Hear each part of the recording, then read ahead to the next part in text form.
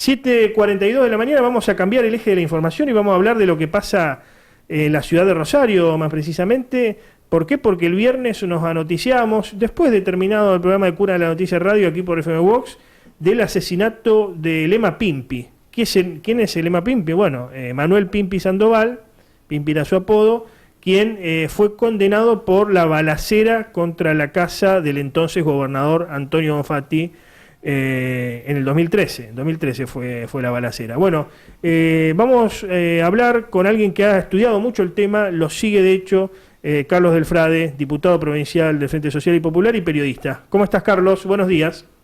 Hola, Antonio, buen día, un gustazo hablar con vos. ¿Cómo andás? Bien, gracias por atendernos. Por favor.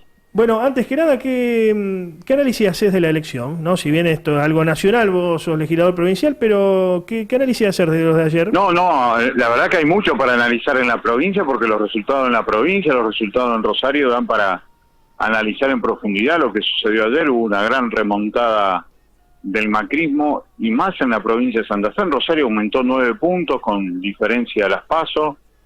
Así que me parece que hay algo muy importante allí para pensar en profundidad cómo es la cultura política hoy rosarina y santafesina. Así que sí, efectivamente hay muchísimo para pensar. A nivel nacional, a mí lo que me parece es que la gente hastiada de un saqueo que se veía todos los días en lo que pasaba por sus bolsillos, por la falta de trabajo, por jubilados que tenían que elegir entre pagar el alquiler o los medicamentos y comer, votaron en defensa propia y ganó la fórmula Fernández. Pero así todo, el mapa nacional, de acuerdo a lo que vi también hasta altas horas como vos, Antonio, me da la sensación que hay una dispersión muy fuerte, que el macrismo ha logrado consolidar cerca de un 40% del electorado, que creo que supera al piso de lo que se puede llamar la cultura popular de derecha. Así que me parece que es muy importante lo que viene, y creo que Fernández tiene poco margen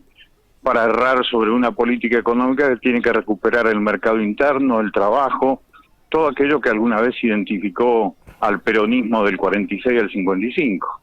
Ahora, a vos que te gustan los análisis minuciosos, ¿no? Es interesante para ver esto, cómo a diferencia de lo que uno cree habitualmente, y en este error a veces caigo yo también, caemos todos, a veces de ser excesivamente determinista en cuanto a lo económico, en este caso el voto de Cambiemos no lo explica lo económico, porque la economía no para nada está funcionando bien. Hay un componente cultural, política. Claro, cultural, sí, superestructural, sí. Muy interesante, ¿no? Para analizar lo que pasa. Sí, por eso incluso me pareció a mí también el voto en el 2015 y en el 2017. Claro. Yo creo que muy poca gente ignoraba quién era Macri. Lo que sí había en el 2015 un hartazgo cultural contra el kirchnerismo. Ni hablar. Que se expresaba en la figura de Cristina.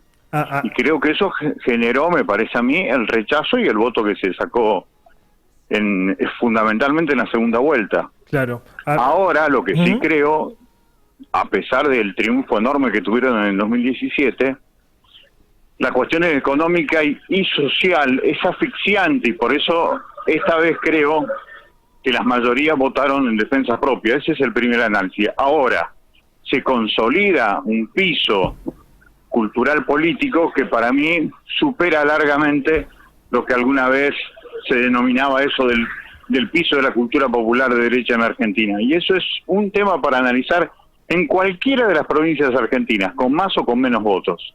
Sí, a mí me llamó la atención particularmente ver fotos de mujeres, ¿no? Que siempre, bueno, esto ha cambiado un poco, pero de alguna manera es la economista de la casa, de mujeres con pancartas, con carteles que decía, a la heladera me la lleno yo, lo que me importa es que no roben, ¿no? Me llamó la atención particularmente eso. Pero pasando a lo que... eso es muy fuerte, realmente muy fuerte. Es fuerte. Es exacto, es un principio que ha quedado instalado, y después esa cuestión de lo que significa después, cómo llega la información de lo que se roba y lo que no se roba, es otro tema que algún día tendremos que charlar los que nos ocupamos siempre de la comunicación, así sea de la comunicación política. Sí, ni hablar. Ahora, pasando lo de Rosario, el viernes nos desayunábamos con este asesinato a sangre fría.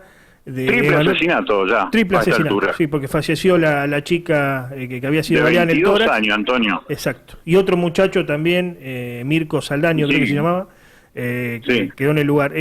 ¿Cómo se explica esto? A mí me parece que hay acá dos cuestiones. La primera hipótesis, que es la que más se está manejando hoy en esferas de élites de fuerzas de seguridad que realmente han trabajado bien en los últimos años, lo cual es una rareza también, están manejando la idea de que Alvarado desde Piñero ordenó esta ejecución, porque Emma Pinti Sandoval era un hombre de Alvarado. Entonces, a partir de ese momento, lo que Alvarado prometió una vez que cayó preso era que iba a matar a todos los que lo traicionaron. Esto forma parte de esa teoría. Hoy esa teoría es la primera. Eso en primer lugar. Después aparece lo otro, que es realmente muy complicado. Todo lo que no se quiso investigar en el 2013 vuelve recurrentemente al presente de los rosarinos.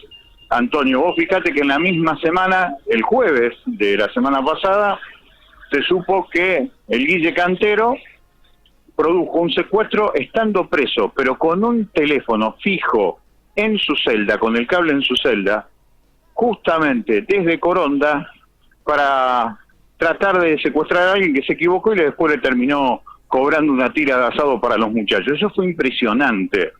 Con un teléfono fijo en la celda, el Guille Cantero, 2013, el asesinato del pájaro Cantero, el 2013 sigue vivo en el presente.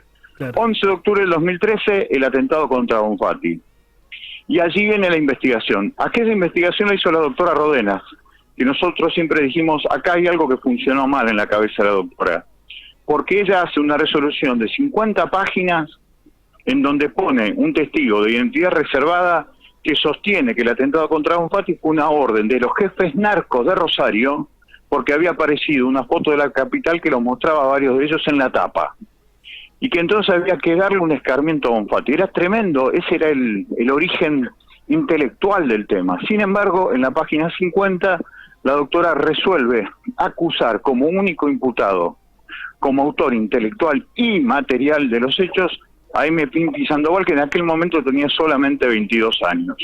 Aquello que no se quiso investigar en profundidad porque no se siguió esa pista de ese testigo de identidad reservada, termina generando después que este muchacho, que intentaba evidentemente reciclarse de otra manera, va a vivir a una casa propiedad de un camarista, sí, Oscar Puccinelli. Oscar Puccinelli. Cuyo hermano defendió a Bonfatti en una causa contra Lorena Verdún. Como verás, se salpica para todos lados. ¿Por qué? Porque ese 2013 sigue vivo porque no se investigó en profundidad o no se quiso investigar en profundidad. ¿En cuál causa lo defendió el hermano? ¿Cómo es el nombre del hermano de Puccinelli? Claudio Puccinelli. Claudio Puccinelli. ¿En cuál causa lo defendió? En la causa de Lorena Verdún, cuando Lorena Verdún lo acusa a Bonfatti dentro de lo que es la mega causa de los monos, ¿te acordás? En abril del 2018. Ah, claro. Ese fue un desprendimiento. Y después la otra conclusión, que es la que venimos sosteniendo de hace rato, es que la mafia en Rosario mata cuando quiere. Cuando quiere. Ya no es el anillo del infierno de la cantidad de asesinatos, porque probablemente tengamos menos, pero estamos en el anillo del Dante del infierno más profundo. Se mata cuando quiere. Ya no es la cantidad, sino la calidad. Y eso es tremendo. Y la otra cuestión política. ¿A dónde apunta esto, Antonio? ¿A lo que fue o a lo que viene? Yo estoy convencido que es a lo que viene. Varios hablaban de fin de ciclo, incluso en el ámbito político. Esto forma parte de un fin de ciclo. A ver, sabemos que todos los gobiernos, no solamente este que está terminando la provincia de Santa Fe, de alguna manera entablan, a veces más tensa, a veces menos tensa, más amable, pero cierta relación con los grupos delictivos, ¿no? Porque uno tiene que convivir en todo caso. Sí, bueno, la teoría del doble comando se llama eso. Claro, bueno, varios decían que esto tiene que ver con un fin de ciclo y que esto va camino a un reacomodamiento del esquema delictivo de la ciudad de Rosario. ¿Es verdad? ¿Puede ser verdad esto o no? Nosotros lo venimos diciendo desde el 2014 eso, que hay un regerenciamiento de las bandas, que las bandas, por más que estén sus principales cabezas presas, van a seguir delinquiendo desde dentro de la cárcel. De hecho, la semana pasada quedó claro que el Guille Cantero cometió más delito adentro que afuera, con lo cual en el servicio penitenciario pasa lo que puede pasar de acuerdo a lo que se pueda comprar que pase. Así que evidentemente hay un problema grande. Yo no creo que sea en todo caso un fin de ciclo, hay un recambio, en todo caso habrá cambios de peaje, y esos cambios de peaje se producen de forma dramática en los barrios de Santa Fe y de Rosario y de forma más ordenada en las mesas chicas políticas. Claro, claro. Y peajes en cuanto a los negocios, digo. Sí, ni hablar.